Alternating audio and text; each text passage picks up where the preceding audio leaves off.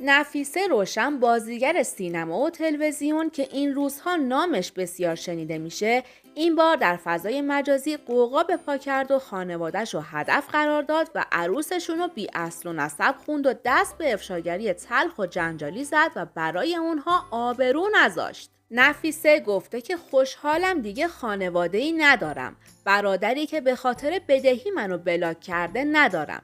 اونها برای من دیگه وجود ندارن. از این به بعد اگه کسی گفت فامیلیش روشنه و فامیل منه، از طرف من بزنید تو دهنش. من یتیم هستم. سر رفیق سلامت. با ما همراه باشید که در ادامه به جزئیات استوری های تلخ و همچنین لایو نفیسه روشن بر علیه خانوادش و تغییر نام خانوادگیش میپردازیم. اما قبلش لطفاً برای حمایت از ما ویدیو رو لایک و کانال رو سابسکرایب کنید. زنگوله کنارش رو روشن کنید تا از ویدیوهای بعدی ما زودتر با خبر بشید. نفیسه روشن جزء اون دسته از بازیگرانیه که بیشتر اوقات با بدشانسی روبرو شده و خواه ناخواه درگیر حواشی میشه. چند وقت پیش افتتاح یک کلینیک زیبایی در بابل توسط نفیسه روشن در فضای مجازی تبلیغ شده بود که برای ایشون خبرساز و دردسرساز شد. به خاطر همین نفیسه تصمیم گرفت که با گذاشتن یک استوری شفاف سازی کنه و نوشت: من گیر یک خانواده شر افتادم که بعد از 1 سال هنوز شرشون ولکن من نیست و از بابل و اون خانواده فرار کردم. از دستگاه قضایی و اداره کار خواهش میکنم قبل از سلاخی شدن من مثل آقای مهرجویی رسیدگی کنید. اما استوری های روز قبل نفیسه روشن درباره برادر و مادرش دور از انتظار بود.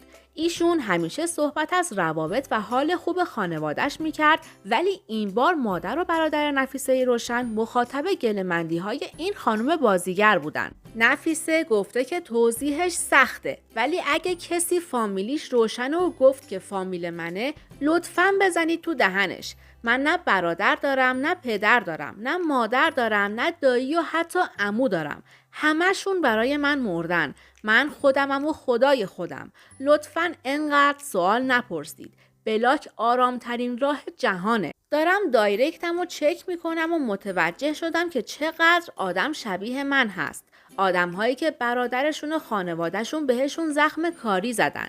مگه میشه مادر و برادر مال خواهر رو بالا بکشن؟ آدم‌هایی که خیر و پدر و مادر بهشون نرسیده. امثال من فقط کار کردیم که مبادا اونا کم بیارن. من بمیرم برای شماهایی که مثل خودم هستید و من درد خودم یادم رفته.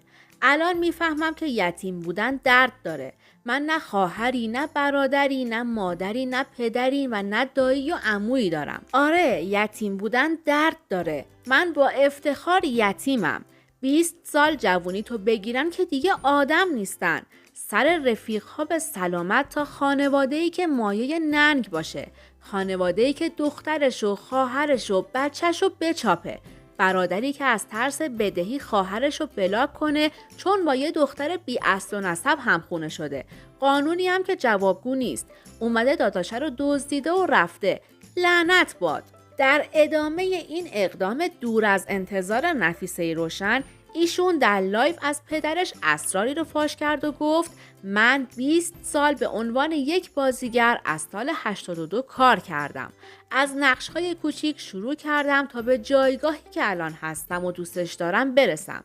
هر کاری کردم خرج خانوادم کردم. خرج 2 برادر و 1 مادر. به ما در قوانین دینی میگن بهشت زیر پای مادره و اینجوری بزرگمون کردن که فقط مادر و مادر. من هر کاری که تونستم برای خانوادم کردم، ولی الان که دارم با شما حرف میزنم هیچ خانواده‌ای ندارم. پدری که متاسفانه یا خوشبختانه نمیدونم صلاح قسمت تقدیر یا هرچی، تقریباً 15 یا 16 ساله که پسراشو ول کرده، دخترشو ول کرده، خانومش رو رها کرده و تمام بار زندگی رو انداخته روی دوش من، چون من بچه اول خانواده بودم.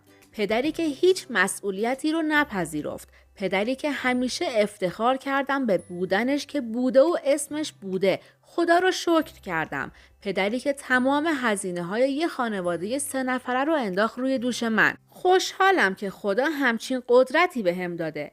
خوشحالم که خدا تو همچین موقعیتی منو قرار داده. ولی یه چیزی رو میخوام بهتون بگم، تو رو خدا اگه خواهر دارید قدرش رو بدونید. قدر منو ندونستن. اگه پدر و مادرید و فرزند دارید و شما اونها رو به این دنیا آوردید، قدر بچه هاتون رو بدونید و براشون پدر و مادری کنید. این شمایید که باعث شدید اونها پا به این کره زمین بذارن و وارد هستی بشن. در هر شرایطی قدر بچه هاتون رو بدونید. ولی بچه ها به فکر خودتون باشید. یک روزی به یک جایی میرسید که میبینید 20 سال پشت سرتون و شما هر چی داشتید رو خرج خانواده‌تون کردید.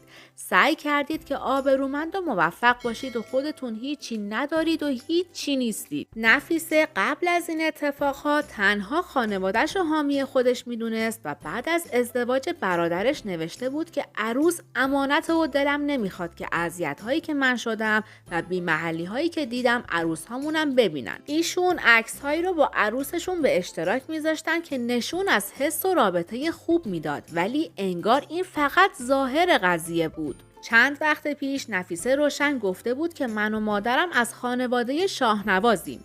من همیشه دلم میخواسته که فامیلیم به نام مادرم بشه که اداره ثبت نذاشت، ولی تا آخر عمرم تنها پوزم فامیلی مادرمه. از این به بعد من نفیسه شاهنوازم، نه نفیسه روشنی که دهنش توی این مملکت صاف شده، حتی به خاطر خونه اجاره‌ای. یه وقتا به این فکر میکنم که باید توی ایران مرد تا به آرامش ابدی برسی. زنده موندن چیزی جز جنگ نداره. منم که بچه جنگ و بمبارونم. مادرم خانم شاهنواز بر سرم سلامت باد. کاربران فضای مجازی علت این تصمیم خانم نفیسه روشن را شرایط بد اقتصادی و مشکلات با صاحب خونه می‌دونستند. نفیسه روشن سال 91 با یک خلبان هواپیمای مسافربری به نام بهنام ازدواج کرد و بعدها از سختی‌های زندگی مشترکشون میگفت که یه وقتایی که انتظار داشتم همسرم باشه نبود. لحظه تحویل سال، چهارشنبه سوری و خیلی از مراسم‌هایی که برای من مهم بود ایشون حضور نداشتن. البته که یه وقتایی هم بهنام بود و من نبودم. زندگی ما شده بود قصه یکی بود یکی نبود. زندگی مشترک این زوج خیلی دوامی نداشت و سال 99 نفیسه از همسر خلبانش جدا شد. ایشون سال 1400 به کربلا سفر کرد و بعد از برگشتش به ایران با انتشار یک حلقه ازدواج از ازدواج دوبارش خبر داد. شهریور 1402 شایعه ازدواج دوباره نفیسه روشن با همسر سابقش در فضای مجازی منتشر شد که ایشون با تکذیب این خبر اعلام کرد که به رابطه تموم شده هیچ وقت بر نمیگرده. نفیسه روشن در محله باغ صبای تهران و در خانواده 5 نفره به دنیا اومده. پدرش مهندس پرواز در نیروهوایی ارتش و مادرش خانه‌دار بوده. 2 برادر کوچکتر از خودش به نامهای میلاد و مسعود داره که اونها هم به عنوان خلبان و مهندس پرواز در نیروی هوایی فعالیت دارن.